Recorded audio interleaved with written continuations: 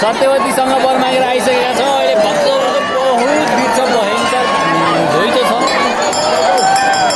ओ यो सत्यवती बजाइको मन्दिर पोखरी परिक्रमा गरेर सत्यवतीसँग बल्ल बल्ल चौबाट मूर्ति हेरेर सत्यवती बजाइलाई हेरेर आइयो, निस्क्यो। अहिलेको अवस्था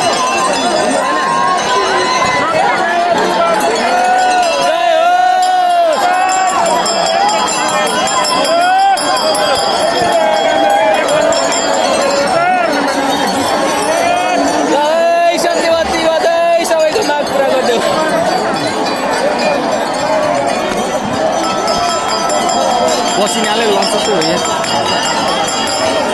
कुन प्रकार आएछन् खै पनि फोन गरेँ।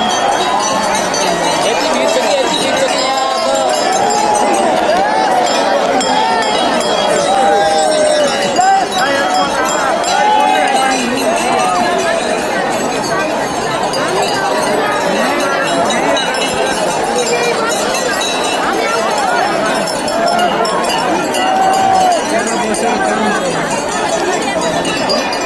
सत्यवती बजाई सबैलाई रक्षा गर।